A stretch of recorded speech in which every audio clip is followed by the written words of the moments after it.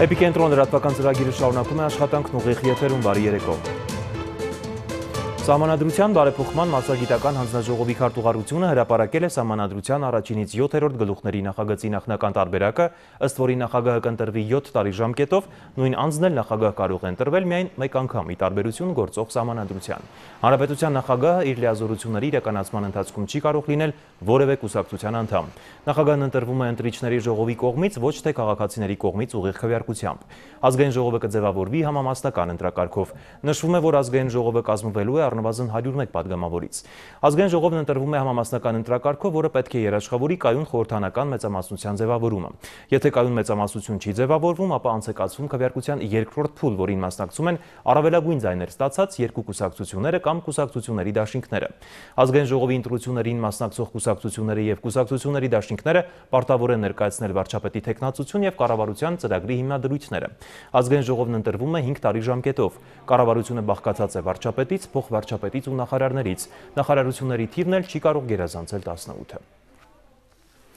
Վերջին տարիներին քաղաքացիական նախաձեռնությունները սկսել են լուրջ դեր խաղալ երկրի կյանքում, բողոքի համար ցույցերը հիմնականում արդյունք տալիս են, ինչի հաշվին է երիտասարդ ակտիվիստներին հաջողվում իրենց ձայնը լսելի դարձնել իշխանությանը։ Տասնյակից ավելի քաղաքացիական խմբերի ներկայացուցիչներ այսօր քննարկել են փողոցային պայքարի առանձնահատկությունը եւ արդյունքը։ Երբ առաջանում է քաղաքական վակուում, ուրեմն քաղաքացիական նախաձեռնությունների գործելու ժամանակն է։ Բաղրամյանը օրերով էլեկտրահարած ոչ թալանին նախաձեռնությունը միայն ամենաթարմ դեպքն է Հայաստանում վերջին տարիներին կոնկրետ արդյունք տված բողոքի ցույցերից։ Այսօր մենք հասկանում ենք, որ մեր պարլամենտում, մեր ազգային ժողովում հարց լուծել ուղղակի անհնար։ Այնտեղ դու կարող ես սիրուն խոսել, ինչպես պարոն Փաշինյանն անում, բոլորս էլ ուրախանում ենք նրա խոսելուց, բայց արդյունքում հարց չի փոխվում։ Ինչպես անենք, որ հարց փոխվի։ Ի վերջո մենք հասկացանք, որ այսօր միակ հարթակը, որտեղ կարող է հարց փոխվել, դա փողոցն է մնացել։ Արդյոք բողոքի ակցիաները միայն քաղաքացիական են, թե նաև քաղաքական։ Ով ինչպես ուզում է կարող է ձևակերպել, բայց երբ ցուցարարների ձայնը լսելի է լինում Հայաստանի նախագահից մինչև Ռուսաստանի վարչապետ, արդեն ինչ-որ բան հուշում է, ասում են ոչ թալանին նախաձեռնության անդամները։ Գործընկեր նախաձեռնությունների որոշ ակտիվիստներ սակայն քննադատում են Բաղրամյանի հերոսներին։ Ուղղակի վերջում թե փորձի, թե ինչ-որ հույզերի, թե չգիտեմ ինչի հետ կապված փոքրինչ ես թերություն նկատեցի։ Անընդհատ քննադատվում ենք մենք։ Այո, մենք շատ սխալ ենք անում, միգուցե անում եմ այն, ինչ կարող եմ։ Սակայն հայ ժողովուրդը վերջապես պիտի հասկանա, որ ինքն է տերը այս երկրի։ Գաղտնիք չէ, որ վերջին տարիներին քաղաքացիական նախաձեռնությունները սնկի պես աճել են։ Նրանցից ոմանք, հատկապես արևմտամետի համարում ունեցողները, ընդունելով հանդերձ առանձին հարցերի համար բողոքի ցույցեր անելը, պահանջում են առավել խոշոր զիջումներ, քան հոսանքի թանկացման, կൂട്ടակային կենսաթոշակների կամ տրանսպորտի սակագնի բարձրացման կասեցումն է։ Իշխանափոխության պահանջար քաղաքացիական նախաձեռնությունների ուժերին անիմաստ է դնել, որովհետև քաղաքացիական նախաձեռնությունները չունեն այդ ներուժը եւ չունեն այդ նպատակը։ Դրա համար չեն ստեղծվել։ Մարդիկ ուղղակի իրենց աշխատանքից մի փոքր մաս կտրելով, ազատ ժամանակից մի փոքր մաս կտրելով մասնակցում են նման նախաձեռնություններին ու փորձում են իրենց ուզող խնդիրները լուծել։ Մեկ հարցում բոլոր ակտիվիստները ունեն նույն կարծիքը։ Պայքարելիս պետք է միասնաբար պայքարել եւ շատով, քանի որ ըստ նրանց մեծաթիվ ցուցարարների դեմ ուժ կիրառելն ավելի քիչ հավանական է եւ ոչ արդյունավետ։ Ահարոն Հայրապետյան, Արթուր Սուքիասյան, Էպիկենտրոն։ Էլեկտրաէներգիայի թանկացման դեմ պայքարող Ոտքի Հայաստան շարժումը այսօր էլեկտրաէներգիայի թանկացման մասին որոշումը չեղյալ համարելու պահանջով Հայաստանի Հանրապետության նախագահին ուղղված նամակ է անձնել Հանրապետական կուսակցության գրասենյակ։ Շարժումը իշխանությանը տեղեկացրել է, որ եթե մինչև օգոստոսի մեջ չեղյալ չհամարվի թանկացման որոշումը, կշարունակեն պայքարը 3 փուլով եւ ըստ դրա ծրագիր կմշակեն Հանրապետության խոշոր քաղաքների գլխավոր փողոցները փակելու վերաբերյալ։ Շարժման մասնակիցները անօգուտ են համարում աուդիտ անցկացնելու գաղափարը, քանի որ դա չի բացահայտելու հեծում թույլ տրված չարաշահումները։ Այսօրվանից մենք սկսում ենք մեր հայտարարած վճռական նոր փուլը։ Առաջի փուլի դրական ավարտը ենթադրում է թռուցիկները հասնեն ամեն մի քաղաքացու եւ բացատրենք, ներկայացնենք, թե որոնք են մեր գործողությունները։ Երկրորդ փուլը ուղղակի կհաջորդի առաջին փուլի ավարտից հետո։ Թեղուտի պաշտպանության քաղաքացիական նախաձեռնության անդամները բարձրաձայնում են հանքավայրի շահագործման ընթացքում ի հայտ եկած նոր խախտումների մասին։ Այս ընթացքում գնում է դատական հերթական գործընթացը։ Թեղուտի հանքավայրում ստուգումների կատարման պարտավորությունների պահանջով առաջին դատական նիստը կայացել է հունիսի 12-ին։ Հաջորդ նիստը նշանակված է օգոստոսի 24-ին։ Փաստաբան Ալոմյանը հաշվի առնելով նախորդ 6 տարվա փորձը, արդեն իսկ դրական է համարում այն, որ դատարանը քննության է առել հայցադիմումը։ Երկրորդ ուրախալի լուրը, որ մենք ունեցանք, դա նա էր, որ դատական քննության ընթացքում դատարանի շատ հստակ դիրքորոշումների հետևանքով ուրեմն բնապահպանության նախարարությունը գնաց ընդառաջ եւ որոշում կայացվեց, որ Թեղուտի հանքավայրում իրականացվելու են ստուգումներ։ Սա մենք գնահատում ենք որպես շատ ուրախալի մի բան։ Իհարկե, սա շատ հարաբերական է։ Սա շատ ուրախալի է, եթե համեմատենք սրանից 1, 2, 3, 4 տարի առաջվա վիճակի հետ։ Թեղուտի շահագործման վերաբերյալ դատական վեճերը սկսվել են դեռ 2009 թվականից, սակայն Հայկ Ալոմյանը նկատում է ամեն անգամ բախվել են պատին, նույնիսկ Կորհուսի համապատասխանության կոմիտեի եզրակացությունը, որ դատարան ներկայացված պահանջները արդարացի են, չեն փրկել։ Կրկին եղավ որոշում, որով փաստվեցին խախտումները, բայց ելի մեր դատական իշխանությունները իրենց մասը չկատարեցին, իրենց պարտավորությունների մասը, մենք ելի զրկվեցինք Հայաստանում դատական պաշտպանության հնարավորությունից։ Փաստաբանությունը քաղաքականության հետ կապ չունի։ Ի տարբերություն այս տրամաբանությամբ առաջնորդվող Ալոմյանի, բնապահպան Արթուր Գրիգորյանը քաղաքականացնում է 2007 թվականից սկսված process-ը։ Թեղուտի պաշտպանության քաղաքացիական նախաձեռնությունը որպես այդպիսին քաղաքացիական առաջին շարժումն էր։ Եթե քաղաքացիական նախաձեռնությունները որպես կանոն խուսափում են քաղաքականացնել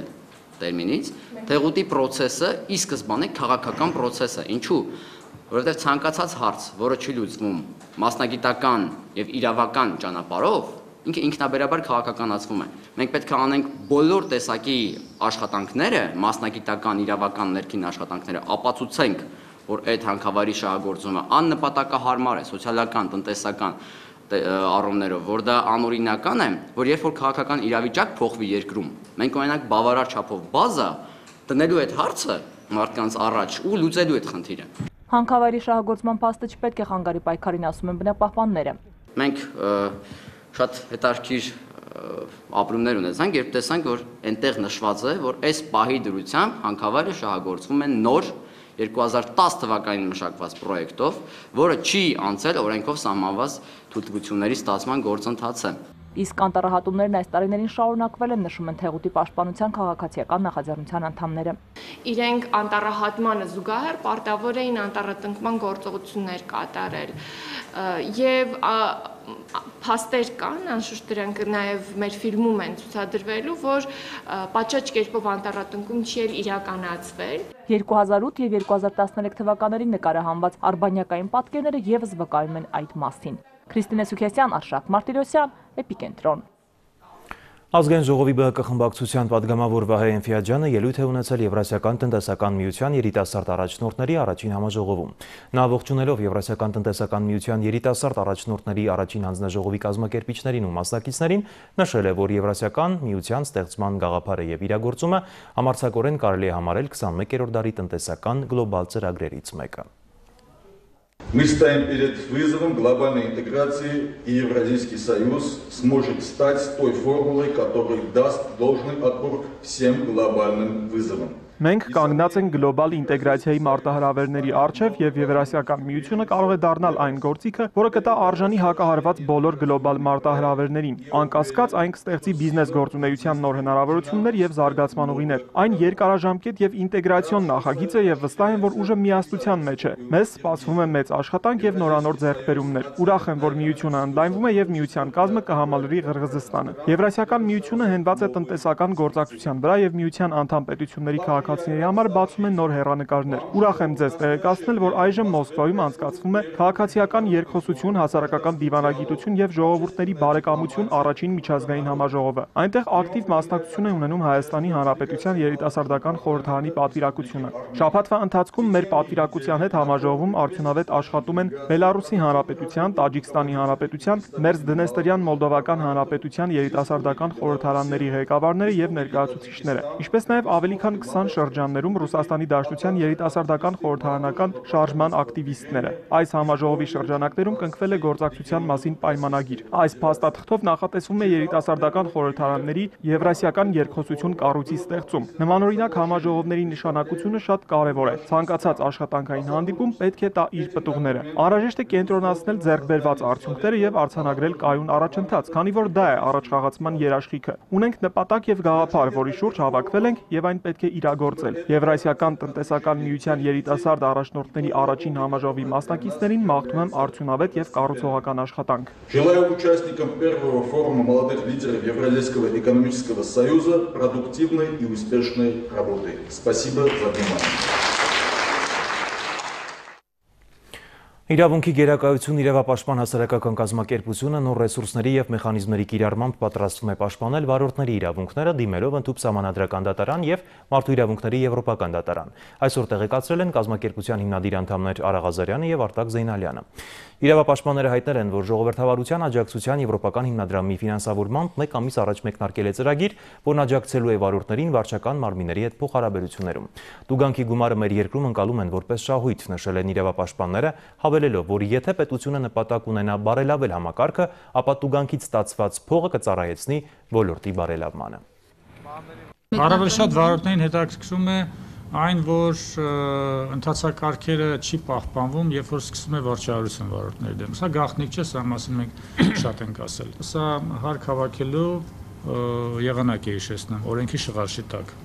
հարկ հավաքելու, որովհետև չի կարող այսքան շատ լինել։ Այսինքն գրեթե բոլոր վարորդները տուժի են ենթարկվել։ Վեր ենք անելու խնդիրները, օրենսդրական բացերը եւ դրանց հիման վրա առաջադրելու ենք օրենսդրական փոփոխություններ։ Վեր ենք անելու իրավական խնդիրները եւ ասելու ենք, թե դրանք ինչպես է հնարավոր լուծել։ Դրանց մի մասը մենք ինքներս կփորձենք լուծել նեգատիվ իրավաստեղծ գործունեության միջոցով, սահմանադրական դատարանի միջոցով եւ եվրոպական դատարանի միջոցով։ Նաեւ կփորձենք խնդիրները լուծել դատական պրակտիկայի ձևավորման միջոցով։ Ադրբեջանի իշխանությունը Լեռնային Ղարաբաղի քաղաքացի Արսեն Բաղդասարյանի հանդեպ շարունակում է դատ կոչվող ներկայացումը։ Գյանջայի ծանր հանցագործությունների դատարանում այսօր կայացել է Արսեն Բաղդասարյանի գործի փակ դատականիստը, որն անփոփոխ է թողել հայ գերու դատավճիռը։ Ավելի վաղ նրան դատապարտել էին 15 տարվա ազատազրկման։ Ի տարբերություն նախորդ օրերի, հակառակորդը սկսել է ավելի ինտենսիվ կերպով խախտել հրադադարը Ղարաբաղ-ադրբեջանական հակամարտությունների շփման գծում, հրաձգային զինատեսակներից կիրառելով նաև 60 մմ ականանետ, տեղեկացրել է Լեռնային Ղարաբաղի Հանրապետության պաշտպանության նախարարության մամուլի ծառայությունը։ Պաշտպանության բանակի առաջապահ զորամասերը հիմնականում հավատարիմ են մնացել հրադադարի ռեժիմին եւ պատասխան գործողության դիմել միայն խիստ անհրաժեշտության դեպքում։ Մինսկի խմբի ամերիկացի համանախագահ Ջեյմս Վորլիկը Մոսկվայում հայտարարել է, որ Արցախյան հակամարտության լուծման համար նախ պետք է Ադրբեջանին հանձնվեն Արցախի սահմանամերձ շրջանները, ինչին կհաջորդի այդ տարածքներում խաղաղապահ զորքերի տեղակայումը։ Վորլիկի հայտարարությունը թեև բացառիկ չէ, բայց Հայաստանի եւ Ադրբեջանի նախագահների հանդիպման շեմին կարող է բացասական ազդեցություն ունենալ։ Իմ գործընկեր Նայիրի Հոխիկյանը ամերիկյան ծրագրերի մասին ամերիկացի համանախագահից բացի ստացել է նաեւ պաշտոնական Ստեփանակերտի դիրքորոշումը։ Երևան ու Բաքու կատարած տարածաշրջանային այցից հետո Մինսկի խմբի ամերիկացի համանախագահը հատուկ հանդիպում կազմակերպեց Միացյալ Նահանգներում, ապա որոշեց հանդիպել Ռուսաստանի արտգործնախարարի հետ ու ներկայացնել իր խոսքով կենսական առաջարկներ։ Օրլիկի Մոսկվայում եղած ժամանակ Սերգեյ Լավրովը զբաղված էր իրանական թեմայի բանակցությամբ ու ժամանակ չգտավ հանդիպելու։ Փոխարեն ամերիկացի համանախագահը խոսեց ավելի փոքր տրամաչափի պաշտոնյաների հետ, բայց չբավարարվելով դրանով հարցազրույց տվեց ռուսական առաջատար լրատվամիջոցներից մեկին, կարևոր համարելով ամերիկյան մի քանի թեզերի արծարծումը։ 2014 թվականը եւ 2015-ի սկիզբը Լեռնային Ղարաբաղի հակամարտության ամենավտանգավոր ժամանակներն էին։ Բախումները մոտ էին լայնածավալ պատերազմի վերածվելուն։ Լավ է, որ Միացյալ Նահանգները, Ռուսաստանն ու Ֆրանսիան լրջորեն զբաղվում են խաղաղ կարգավորման որոնումներով, աշխատում ենք բոլոր կողմերի հետ եւ ձգտում ենք, որ այն միայն բանակցային ճանապարհով լուծվի։ Մենք համարում ենք, որ գրավյալ տարածքները պետք է հանձնվեն Ադրբեջանի հսկողությանը համալիր կարգավորման համատեքստում։ Չնայած Օրլիկը նշում է, որ կան կարգավորման բազմաթիվ գործոններ, բայց Ադրբեջանին տարածք հանձնելը ամենակարևորն է։ Ռուսական Վեդոմոստիին տված հարցազրույցում ամերիկացի համանախագահը խոսել է տարածքի դիմաց անվտանգության երաշխիքներ տալու մասին, շեշտելով խաղաղապահ զորքերի գործոնը։ Թե ինչու պետք է միջազգային կազմակերպությունների ներկայացուցիչ զինվորները ապահովեն արցախահայերի անվտանգությունը, երբ հայկական երկրորդ պետության անվտանգության միակ երաշխավորը հայկական բանակն է, Ջեյմս Օրլիկը պատճառաբանել է փոխադարձ հանդարտ վստահության անհրաժեշտությամբ։ Պաշտոնական Ստեփանակերտը, սակայն, իր տարածքի դիմաց վստահություն ձեռք բերելու կարիք չի զգում։ Մենք բազմիցս հայտարարել ենք, որ վերադարձ անցյալին չկա, նաև սահմանների առումով, որովհետև Արցախը Լղիմի սահմաններում կամ 1991 թվականի սահմաններում կենսունակ չէ, որպես անկախ պետություն։ Ոնց է պատկերացնում մենք անկլավային ձևով ոնց պիտի ապրենք, կամ Ադրբեջանը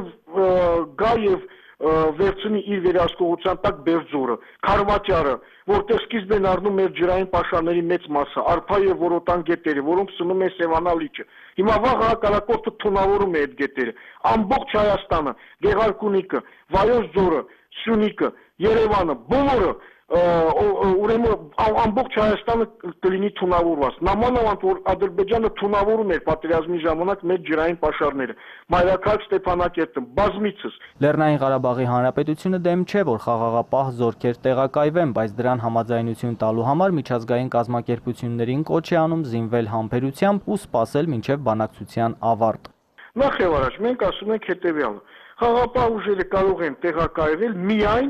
վերջնական փուլում, երբ որ բոլոր հարցերը կարգավորվեն, երբ որ Ադրբեջանը ճանաչի Արցախի անկախությունը, Արցախն էլ Ադրբեջանի, երբ որ սահմանների հարցը ճշտվի, եւ այդ խաղաղապահները կարող են տեղակայվել որպես սիմվոլիկ, այսպես մի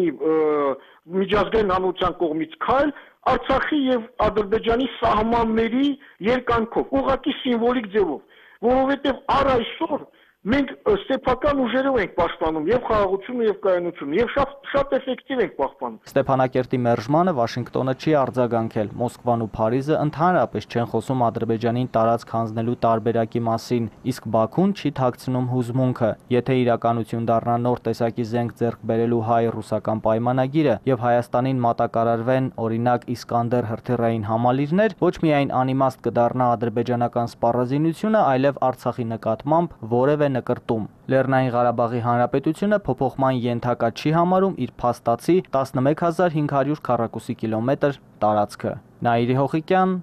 Էպիկենտրոն։ Իսրայելի խորհրդանի խոսնակ Յուլի Էդելշտեյնը սպասում է, որ կոալիցիան եւ ընդդիմությունը կմիավորվեն եւ կճանաչեն հայոց ցեղասպանությունը։ Էդելշտեյնը հույս է հայտնել, որ Քնեսետը պաշտոնապես կճանաչի հայոց ցեղասպանությունը, հայտնել է Ջերուսալիմ Փոստը։ Նրա խոսքով ճանաչումը ոչ մի կապ չունի Թուրքիայի հետ մկանների պայքարի հետ։ Դրանից բացի այդ քայլը համաձայնեցված չէ կառավարության հետ, նշել է խոսնակը։ Ստամբուլի օպերայի եւ բալետի թատրոնի երգչախմբի ղեկավար Գևորգ Դավիթյանը նշանակվել է օպերայի եւ բալետի թատրոնի տնօրեն։ Հակոսը տեղեկացրել է, որ Գևորգ Դավիթյանը նշանակվել է օպերայի եւ բալետի թատրոնի տնօրեն, երբ նախկին տնօրենը տարիքի պատճառով անցել էր թոշակի։ Միջազգային ուշագրավ այլ նորություններն էլ կներկայացնի Սոնա Աղբալյանը։ Համաձայնության հասնել հնարավոր չէր լինի առանց Ռուսաստանի մասնակցության, հայտարարել է Միացյալ Նահանգների նախագահը։ Միացյալ Նահանգների Հանրապետական կուսակցության ներկայացուցիչները քննադատել են Իրանի միջուկային գործարքը։ Նրանց կարծիքով այդ համաձայնությունը կարող է սկիզբ դնել նոր միջուկային սպառազինության մրցավազքին։ Բարաք Օբաման զգուշացրել է կոնգրեսին, որ վետո կդնի ցանկացած օրինագծի վրա, որը կարող է խանգարել Իրանի հետ կնքված համաձայնության իրականացմանը։ Նա նշել է նաև, որ Իրանի հետ համաձայնությունը չի լուծում բոլոր տարաձայնությունները Թեհրանի հետ եւ պատժամիջոցները Իրանի նկատմամբ կապված մարդու իրավունքների խախտման հետ մնում են ուժի մեջ։ Նրանք, ովքեր դեմ են արտահայտվում Իրանի միջուկային ծրագրի համաձայնագրին, պետք է այլընտրանք առաջարկեն, հայտարարել է Միացյալ Նահանգների պետքարտուղար Ջոն Քերին։ Իրանը տոնում է առանց պատժամիջոցների ապագան, հազարավոր մարդիկ դուրս են եկել փողոց։ Իրանի նախագահը հայտարարել է, որ համաձայնագիրը Իրանի համար նոր ժամանակաշրջանի սկիզբն է։ Հունաստանի վարչապետ Ալեքսիս Ցիպրասը հայտարարել է, որ չի հավատում Եվրամիության հետ ձեռք բերված համաձայնագրի հաջողությանը։ Վարչապետը սակայն նշել է, որ կներդնի բոլոր ջանքերը, որպեսզի այն իրականացվի։ Ես լիովին գիտակցում եմ իմ պատասխանատվությունը փաստաթղթի ստորագրման համար, որին չեմ հավատում, որը սակայն պարտավոր եմ կատարել, նշել է Ցիպրասը։ Նրա խոսքով բազմաթիվ պետություններ, օրինակ Ֆինլանդիան եւ Նիդերլանդները, դեմ են արտահայտվել Հունաստանի հերթական վարկի տրամադրմանը, սակայն հետո փոխել են դիրքորոշումը։ Հունաստանի պետծառայողները սկսել են համազգային գործադուլ միջազգային վարկատուների հետ համաձայնություն կնքելու համար անհրաժեշտ բարեփոխումների եւ խիստ տնտեսման միջոցների մասին օրենքի նախագծի վերաբերյալ երեկոյան խորհրդարանում նախատեսված քվեարկության կապակցությամբ։ Գործադուլը կտևի 24 ժամ։ Հունաստանի պետծառայողների ամենախոշոր արհմիությունը կոչ է արել աշխատողներին դուրս գալ փողոց։ Հյուսիսային Կորեայի առաջնորդ Կիմ Չեն Ընը կոչ է արել երկրի դեսպաններին ակտիվ աջակցել բարենպաստ արտաքին պայմանների ստեղծմանը երկու Կորեաների միավորման համար։ Երկրի ղեկավարը հայտնել է նաև, որ Հյուսիսային Կորեայի դեսպանները ակտիվ աջակցեն միջազգային ասպարեզում այնպիսի պայմանների ստեղծմանը, որոնք բարենպաստ կլինեն Հյուսիսային Կորեայում զարգացող դաշնության շինարարության եւ կորեական թերակղզու հյուսիս եւ հարավի միավորման համար։ Սոնա Աղբալյան, Էպիկենտրոն։ Արարատյան հայրապետական թեմի «Մենք մեր զինվորի կողքին ենք» ծրագիրն այսօր դրամական աջակցություն է տվել 1989 թվականից հաշվառված Երևանի Աչափնյակ, Մալաթիա Սեբաստիա եւ Դավիթաշեն համայնքների առաջին խմբի զին հաշմանդամներին։ Ծրագիրն իրականացվում է երկրորդ անգամ նորին սուրբոցություն Տեր-Տեր Գարեգին երկրորդ ամենայն հայոց հայրապետի օրհնությամբ եւ Արարատյան հայրապետական թեմի առաջնորդական փոխանորդ գերաշնորհ Տեր Նավասարդ arczepiskopos Կճոյանի նախաձեռնությամբ։ Բարեգործական ծրագրի ընթացքում հավաքված 50 միլիոն դրամ այս տարի եւս բաշխվում է հայոց բանակում ծառայած զինվորների ընտանիքներին։ Միջոցառումից հետո քահանաներն այցելել են այն հաշմանդամներին, որոնք հիվանդության պատճառով չեն կարողանում տնից դուրս գալ եւ նրանց փոխանցել դրամական աջակցությունը։ Հայաստանի այդ առաքելական եկեղեցին իր զավակներին երբեք չի մոռանում եւ իր զավակները միշտ իր հոգացության ներքո են։ Սա է այս ծրագրի իմաստն ու նպատակը։ Սուրբ Սարգիս Զորավարի տոնի առիթով կազմակերպեց բարեգործական դրամահավաք եւ հանգանակվեց 50 միլիոն դրամ, որը մենք կուղղենք այս տարվա ծրագրում ընդգրկված 362 ընտանիքների Երևան քաղաքից եւ Արարատի մարզից։ Ինչու Երևան քաղաք եւ Արարատի մարզ, որտեղ սա Արարատյան հայրապետական թեմի տարածքն է։ Հայաստանում օրենքով կարգելվի հղիության սեռով պայմանավորված ընդհատումը, վերախմբագրված օրենքը հաստատել է կառավարությունը եւ ուղարկել ազգային ժողով, ինչ ազդեցություն կունենա օրենքի կիրառումը։ Սեռային անհամամասնության ցուցանիշով Հայաստանն աշխարհում երրորդ երկիրն է Չինաստանից եւ Ադրբեջանից հետո։ 114 նորածին տղա յուրաքանչյուր 100 աղջկա հաշվով։ Սեռային հարաբերակցության ցուցանիշն է 2011 թվականի դրությամբ։ 1993 թվականից հետո 50,000 տղա ավելի է ծնվել, քան աղջիկ։ Մենք դեռ այդ անհամամասնությունը մեր, այսպես ասած, ամուսնական շուկայում չենք տեսնում, որովհետև այդ 93-ից ծնվածները նոր են սկսում մտնել վերարտադրողական տարիք եւ ամուսնական տարիք, ինչ հետևանքներ դա կարող է ունենալ, սկսած միգրացիայի ավելացումից, վերջացրած թրաֆիկինգով եւ կանանց դեմ բռնության հարցերի ավելի սրացմամբ։ Սեռով պայմանավորված հղիության ընդհատման արգելքը կամրագրվի օրենքով։ Վերախմբագրված, բայց դեռ չհաստատված օրինագիծը սահմանում է, որ հղիության արհեստական ընդհատման համար կինը պետք է գրավոր դիմում ներկայացնի։ Վերջնական որոշումից առաջ նրան կտրվի 3 օր ժամանակ։ Այս ընթացքում բժիշկը նաև հոգեբանական աշխատանք պետք է տանի։ Այսօր միայն գերձայնային հետազոտությամբ կարելի է սեռը որոշել, իսկ հետագայում կարող են այլ մեթոդներ լինել, որ սեռը կարող է որոշվել նաև միջև այս 2 շաբաթական ժամկետը։ Հետևաբար, այն բոլոր հղիները, որոնք կդիմեն հղիության ընդհատման սեռով պայմանավորված, անկախ ժամկետից չի կատարվի այդ հղիության ընդհատումը։ Հայաստանում տղա երեխայի գերակայության խնդիր կա։ Կան երկրներ, որտեղ խնդրի բացահայտումից հստակ գործողության անցնելը տևում է 15 տարի։ Մեր երկրում այն տևեց 3 տարի։ Հասարակական սեկտորի ներկայացուցիչները տեսնում են կրթական ծրագրերի կարիք։ Պետք էր մարդկանց հետ անել աշխատանք բացատրելու, որ հնարավոր է աղջիկներն էլ նույն բանը կարող էին անել կամ աղջկա արժեքը բարձրացնող ինչ-որ բաներ։ Ռիսկերի մասին աշխարհի փորձը ցույց է տվել, որ ցանկացած առիթով հղիության արհեստական ընդհատման ազատության սահմանափակումը սովորաբար ունենում է անհարկի հետևանք։ Աշխարհում 80-ից ավելի երկրում, այդ թվում նաև Հայաստանում, աբորտների վերաբերյալ օրենսդրությունը համարվում է ազատական։ Որևէ երկրում երբևէ աբորտների օրենսդրական լուրջ սահմանափակումներ մտցնելը աբորտների վիճակագրության վրա որևէ էական փոփոխություն չի մտցրել, աբորտների թիվը դրանից չի պակասում է միայն անվտանգ աբորտների թիվը, ավելանում են ոչ անվտանգ աբորտները, արդյունքում բարձրանում է մայրական մահացությունը։ Վահան Ասատրյանի կարծիքով, քանի դեռ օրինագիծը գտնվում է քննարկման փուլում, պետք է աշխատել, որ չլինեն էական սահմանափակումներ։ Հասմիկ Օհանյան, Մհեր Կիրակոսյան, Էպիկենտրոն։ Հուլիսի 6-ից 16-ը Դիլիջանում անցկացվել է DigiCamp ամառային երրորդ ճամբարը, որին մասնակցել է 50 երիտասարդ Երևանից եւ մարզերից։ Նրանք ներկայացրել են գործարար առաջարկություններ, որոնցից լավագույններն արժանացել են Beeline եւ ինֆորմացիոն տեխնոլոգիաների ձեռնարկությունների միության պարգևներին։